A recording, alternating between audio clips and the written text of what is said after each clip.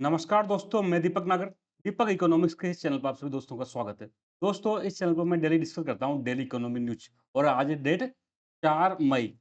दोस्तों 4 मई तो इम्पोर्टेंट है, क्यों? आज सबको पता होगा कई सारे स्टेट्स का रिजल्ट आ रहा है, जिसमें सबसे इम्पोर्टेंट कौन सा है? बंगाल है। तो चलो अपन पॉलिटिक्स की बात तो नहीं करेंगे, हम बात करेंगे इकोनॉमिक्स की। तो इकोनॉमिक्स में है दोस्तों बैंकिंग सेक्टर में।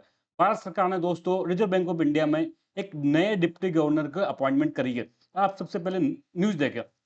रोहित जैन, ये नाम याद रख ले दोस्तों, कभी भी किसी भी एग्जाम में पूछा जा सकता है। Appointed RBI deputy governor for 3 year. Basically government of India ने क्या किया, ये रोहित जैन साहब को आरबीआई में डिप्टी गवर्नर अपॉइंटमेंट किया गया, वो भी 3 ईयर्स के लिए। तो आज हम इसका पूरा एनालिसिस करेंगे। डिप्टी गवर्नर की पोस्ट क्या होती है, कितने होते हैं, क्या अपॉइंटमेंट प्रोसेस होती है, क्या काम होता है, और अभी कौन कौन से और अदर डिप्टी गवर्नर आरबीआई में कामरत है, ये सब के बारे में दोस्तों हम आज डिटेल में डिस्कस करेंगे।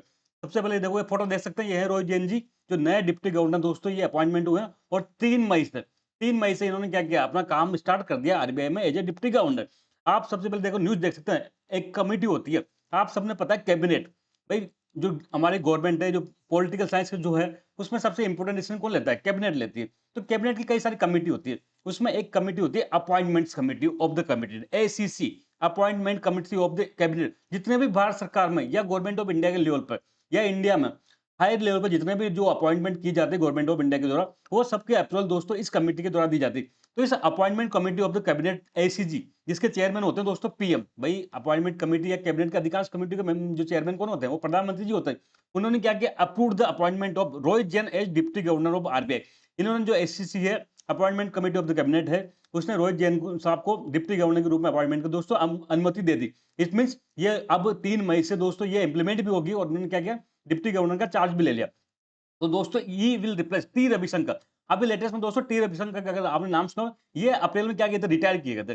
तो एक पोस्ट खाली हो गई थी आरबीआई में डिप्टी गवर्नर के। तो ये टी रविशंकर जी के स्थान पर ये रोहित जैन साहब को अपॉइंटमेंट किया गया। तो he will replace T Ravishankar who retired last month. जो टी रविशंकर साहब है, वो लास्ट मंथ रिटायर कर गए थे। इनके स्थान पर दोस्तों रोहित जैन साहब को अपॉइंटमेंट किया गया। तो दोस्तों जो आरबीआई डिप्टी गवर्नर है, बेसिकली आपको पता है आरबीआई आप सब जानते हैं reserve bank of India, India का क्या है, बैंकिंग सेक्टर का रेगुलेटर। जितने भी इंडिया में बैंक है उन सबको रेगुलेट करता है। इसके अलावा मॉनेटरी पॉलिसी का काम देखता है, नोट छापता है, नोट प्रिंटिंग करता है। आपने देखा होगा नोटों पर साइन होते हैं गवर्नर साहब के। तो एक इंपॉर्टेंट संस्था है दोस्तों आरबीआई। इस आरबीआई का आप सबने पता हो दोस्तों, आरबीआई की स्थापना आरबीआई एक्ट 1934 के तहत हुई थी। और सारी जो पावर है और आरबीआई की क्या कंपोजिशन होगा, वो सब कहाँ डिफाइंड है? वो सब डिफाइंड है आरबीआई एक्ट 1934 में। तो दोस्तों इस आरबीआई एक्ट 1934 में लिख रहा है कि रिजर्व बैंक ऑफ इंडिया में एक गवर्नर और नॉट मोर देन 4 गवर्नर होंगे। RBI should not have more than 4 deputy governor. ऐसा नहीं लिख रहा, मैं रिपीट कर रहा हूँ, कंफ्यूजिंग है। आरबीआई में ऐसा नहीं लिख रहा है कि 4 डिप्टी गवर्नर होंगे। आरबीआई एक्ट में ऐसा लिख रहा है कि नॉट मोर देन 4, मतलब 4 से ज्यादा नहीं होंगे। 3 हो सकते हैं, 2 हो सकते हैं, 4 से ज्यादा RBI government RBI deputy governor को अपॉइंटमेंट नहीं कर सकते। ऐसा मैं नहीं कह रहा, ऐसा ये आरबीआई एक्ट कहता है। उल्टा है, कान इसमें ऐसा नहीं पकड़ा। इस एक्ट ने क्या किया, उल्टा कान पकड़ा कि 4 से ज्यादा डिप्टी गवर्नर नहीं होंगे। और ये जो 4 डिप्टी गवर्नर होते हैं, भाई मोर देन 4 नहीं होंगे। जनरली ये परंपरा है कि 4 ही होते हैं। इसमें 2 तो दोस्तों आरबीआई के अंदर से होते हैं, विद इन आरबीआई। अगर आप आरबीआई ग्रेड बी ऑफिसर बनते हो, तो आप एक दिन प्रमोशन होगे क्या कर सकते हो, आरबीआई डिप्टी गवर्नर बन सकते हो। तो दोस्तों जो 4 डिप्टी गवर्नर होते हैं, उसमें 2 तो आरबीआई से प्रमोशन होकर बनते हैं। एक कमर्शियल बैंकर होता है दोस्तों, जो जिसको बैंकिंग सेक्टर का लंबा अनुभव है, चाहे वो प्राइवेट बैंक में हो चाहे कहीं और हो, उसको यहाँ पर अपॉइंटमेंट किया जा सकता है। और एक दोस्तों इकोनॉमिस्ट होता है, जो जान मानी इकोनॉमिस्ट होता है, एक उसकी अपॉइंटमेंट की जाती है। इस प्रकार से आरबीआई में टोटल 4 डिप्टी गवर्नर होते हैं। 2 तो अंडर प्रमोशन से और 2 एक्सटर्नल होते हैं। एक बैंकिंग सेक्टर का एक्सपर्ट होता है, वो इकोनॉमिक का एक्सपर्ट होता है।